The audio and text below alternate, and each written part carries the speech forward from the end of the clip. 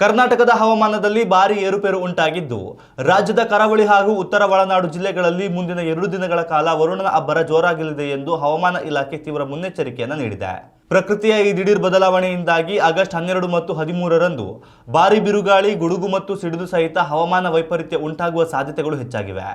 ಹೊಸ ವರದಿಯ ಪ್ರಕಾರ ಉತ್ತರ ಒಳನಾಡಿನ ಪ್ರಮುಖ ಜಿಲ್ಲೆಗಳಾದ ಬೆಳಗಾವಿ, ಧಾರವಾಡ, ಬಾಗಲಕೋಟೆ, ಗದಗ, ವಿಜಯಪುರ, ಕೊಪ್ಪಳ, ಕಲಬುರಗಿ ಹಾಗೂ ಬೀದರ್ನ ಹಲವು ಕಡೆಗಳಲ್ಲಿ ಭಾರೀ ಗಾಳಿ ಸಹಿತ ಸಾಧಾರಣ ಮಳೆಯಾಗುವ ಮುನ್ಸೂಚನೆ ಇದೆ.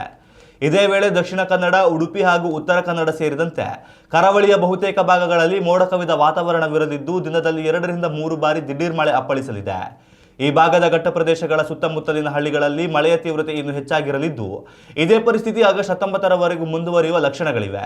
ಇನ್ನು ರಾಜಧಾನಿ ಬೆಂಗಳೂರು ಸೇರಿದಂತೆ ದಕ್ಷಿಣ ಒಳನಾಡಿನ ಮೈಸೂರು, ತುಮಕೂರು ಮತ್ತು ಚಿಕ್ಕಬಳ್ಳಾಪುರ ಜಿಲ್ಲೆಗಳ ಕೆಲವು ಕಡೆಗಳಲ್ಲಿ ಸಾಧಾರಣ ಮಳೆಯಾಗಲಿದೆ. ಮುಂದಿನ 48 ಗಂಟೆಗಳಲ್ಲಿ ಮೇಲ್ಮೈ ಗಾಳಿಯ ವೇಗವು ಅತ್ಯಂತ ತೀವ್ರವಾಗಿರಲಿದ್ದು ಸಾರ್ವಜನಿಕರು ಹಾಗೂ ರೈತರು ಮುಂಜಾಗ್ರತಾ ಕ್ರಮಗಳನ್ನು ಕೈಗೊಳ್ಳುವುದು ಅನಿವಾರ್ಯವಾಗಿದೆ. ಗಾಳಿಯ ಹೊಡೆತಕ್ಕೆ ಮರಗಳು ಉರುಳುವ ಅಪಾಯ ಇರುವುದರಿಂದ ತೋಟ ಹಾಗೂ ರಸ್ತೆ ಬದಿಗಳಲ್ಲಿ ಸಂಚರಿಸುವಾಗ ಸಾರ್ವಜನಿಕರು ಮರಗಳ ಕೆಳಗೆ ಆಶ್ರಯ ಪಡಬಾರದು ಎಂದು ಅಧಿಕಾರಿಗಳು ಕಟ್ಟುನಿಟ್ಟಾಗಿ ಸೂಚಿಸಿದ್ದಾರೆ. ಉತ್ತಮ ಸಂಸ್ಕಾರಯುತ ಶಿಕ್ಷಣದೊಂದಿಗೆ VSS English medium CBSE school Udupi Muddur. ನರ್ಸರಿಯಿಂದ 10ನೇ ತರಗತಿವರೆಗೆ ಶಿಕ್ಷಣದ ಜೊತೆಗೆ 5ರಿಂದ 10ನೇ ತರಗತಿವರೆಗಿನ ವಿದ್ಯಾರ್ಥಿನಿಯರಿಗೆ ಉತ್ತಮ ಹಾಸ್ಟೆಲ್ ಸೌಲಭ್ಯವೂ ಇದೆ. ನಿಮ್ಮ ಮಕ್ಕಳ ಪ್ರವೇಶಾತಿಗಾಗಿ ಈ ಸಂಖ್ಯೆಗೆ ಕರೆ ಮಾಡಿ.